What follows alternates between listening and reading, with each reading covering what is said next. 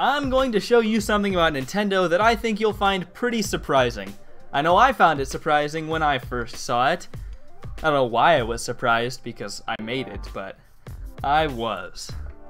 I'm kinda dumb. Now this is a bar graph I made which shows the number of Nintendo developed console games during the main lifetime of each console, which goes from the year the console was released to the year that the next one was released. Let's start with the NES.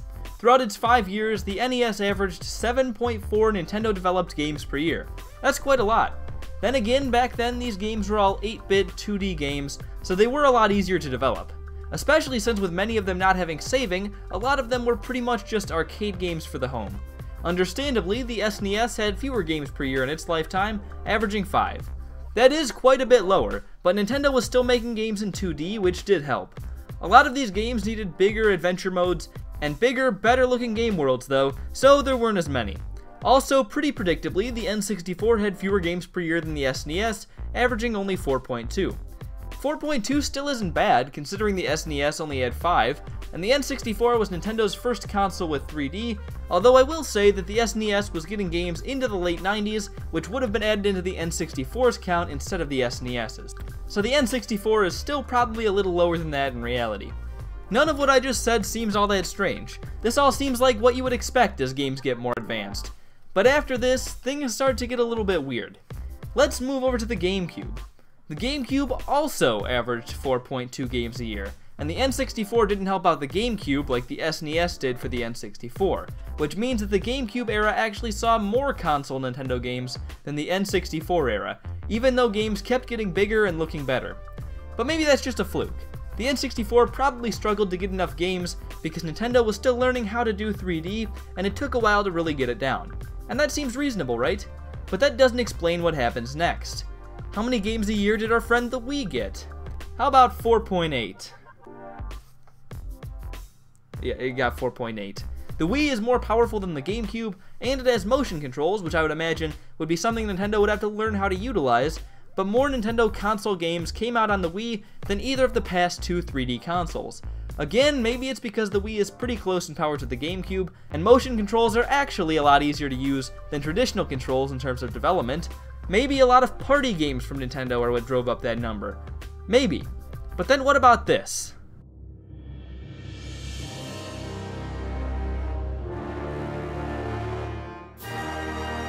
The Wii U averaged 6.8 Nintendo games a year. 6.8! I don't even know what to say about this. The Wii U is much more powerful than the Wii, Nintendo made much fewer party games, the gamepad would almost certainly be harder to develop for than traditional controls, and it was a commercial failure that Nintendo shouldn't have cared to support very much, and yet it's almost 2 games a year higher than any other Nintendo console besides the NES.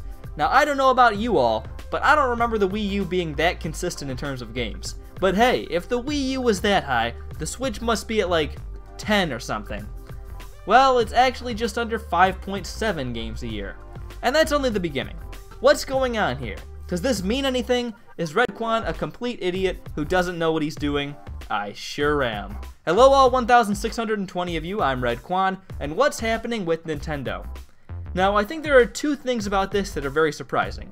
One is that the Nintendo consoles after the N64 and GameCube have been getting more Nintendo games per year than the N64 and GameCube did, even though they seem like they'd be harder to develop for.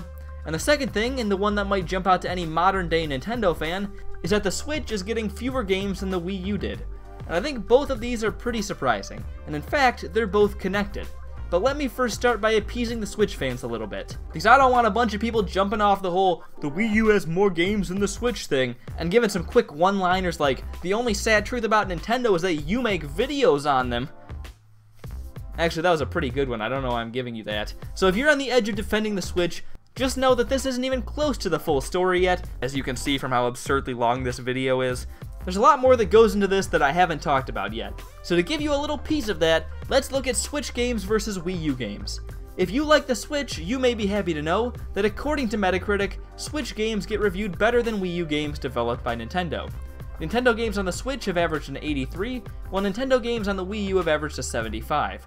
But here's the thing, a lot of these games on the Wii U were only partly developed by Nintendo, and a lot of the games on the Switch are Wii U ports. The games not fully developed by Nintendo aren't usually as good, and aren't a true reflection of how well Nintendo is making games. And Wii U ports on the Switch are generally very good, because Nintendo chooses the best games from the Wii U to move over. So if we remove ports, remasters, and remakes, including the Wii U Zelda ones, and remove the games not developed solely by Nintendo, Switch games average a score of 82.4. Wii U games?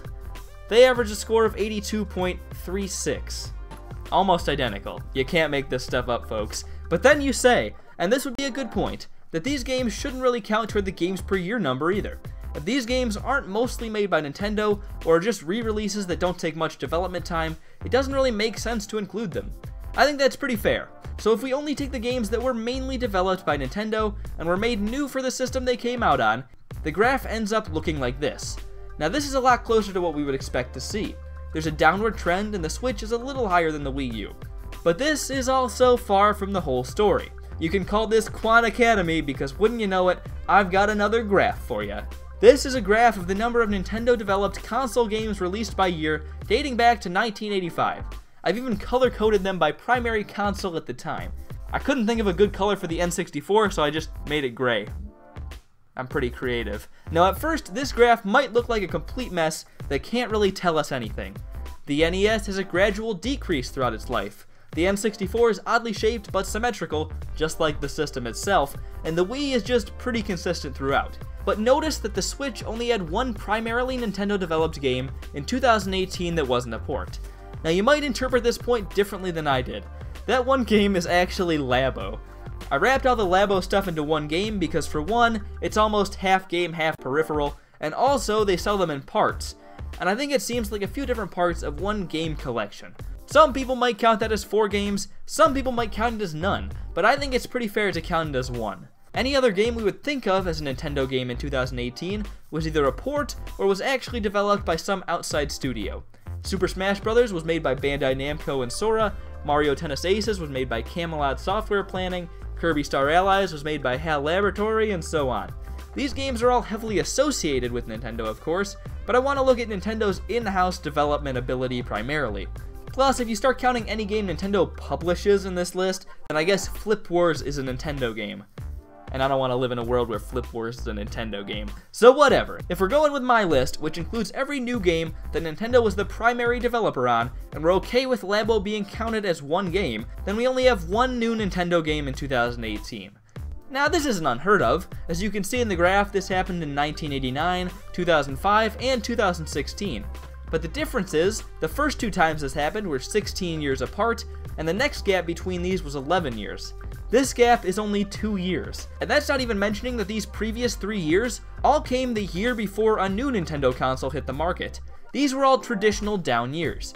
This one came in the Switch's 2nd year, and while that might be a little concerning, it is worth noting that 2017 was one of the highest first years ever, only falling short of the SNES and NES, which had to basically save video games, and 2019 is back to a pretty typical level.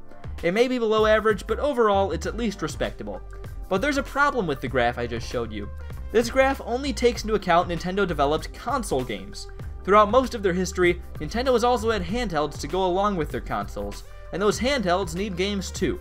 The Switch is in a nice place where all the Nintendo development can go toward one system, but these Nintendo systems in the past had to fight for resources against Game Boys and DS's. So of course, I have another graph to show. I got carried away a little bit. This is the graph of the total number of Nintendo-developed games by year. Now the Switch looks a little bit worse. Looking at this graph, 2018 and 2019, both of which are at 3 Nintendo-developed games, are the 2 lowest years in this millennium. The 3-year span the Switch has been on the market has been the worst 3-year span since the SNES N64 transition. Now to be fair, the Switch could still have more games announced for 2019, but I think the odds of that are about as high as the odds of one of the games they already have set to release in 2019 getting delayed out of the year. And this all leads us to the sad truth about Nintendo. The amount of Nintendo games we're getting each year is going down. It has to be. You can't really expect anything different. But what I think might be even more sad is that we're all okay with it. The Wii, the Wii U, and the Switch each represent a different way of making games for Nintendo. The Wii had the highest number of purely Nintendo-developed games at 4.5 a year, versus only about 3.5 per year for the Wii U and Switch. But these games were usually less deep. They were still polished, but they were more about quick fun than in-depth experiences for the most part. The Wii U had the highest number of games that Nintendo contributed to development with in some way. With the Wii U, Nintendo helped a lot of other companies develop games, and that made for a huge number of Wii U games that Nintendo had their hands in some way, but that came at the cost of making normal Nintendo games, where the Wii U had the lowest number of any console. And the Switch was the in-between option. The Switch was between the Wii U and Wii in terms of games per year, and games per year where Nintendo helped with development. Nintendo has helped some other developers with the Switch, but mostly they've tried to make normal Nintendo games at their normal level of depth. But for me, none of these is the best way to do things. To make as many games per year as Nintendo did on the Wii, they had to sacrifice depth in games. To make as many games as they did on the Wii U, Nintendo had to help a little bit with a bunch of smaller projects. And to make as many games as they did on the Switch, Nintendo had to sacrifice having a handheld system to go along with the Switch, which means sacrificing the total number of Nintendo games per year. But there is one Nintendo system that achieves a pretty high games per year count and doesn't have any of these sacrifices: the GameCube. The GameCube had a large number of games which had deep gameplay, were made primarily by Nintendo, and didn't require getting rid of handheld development. And if Nintendo can make that many GameCube games without sacrifices, I think that's the way I'd like to have Nintendo go in the future. Sure, it's nice to have good-looking games, but GameCube games in 1080p don't look half bad, and gameplay-wise, people love GameCube games. Nintendo developed GameCube games average a Metacritic score of 85, which is higher than both the Wii U and the Switch. But obviously, going back to GameCube-style games isn't very realistic. The sad truth is, we're probably going to continue to get fewer Nintendo games in the future. That's just what happens when games get bigger and look better. The best way to get more games going forward is to count more heavily on third parties. Nintendo has their things with getting third-party support, but hopefully it's getting better. Hopefully. I'm not going to tell you what to think about this. Hopefully it's not that Redkwan is a complete baboon who has no idea what he's doing, but you could take that away too. I just feel like no matter what you think, this is an interesting thing to think about. Well, I'm Redkwan. What do you think about the state of Nintendo in terms of how they make games? How about that dramatic ending there? I usually ruin my dramatic endings with some stupid joke, but I think I really pulled it off this time. Or wait, is that what I'm doing now? Shoot. Anyways, I'm Redkwan, thank you all for watching, and I'll hopefully see you all later. Goodbye.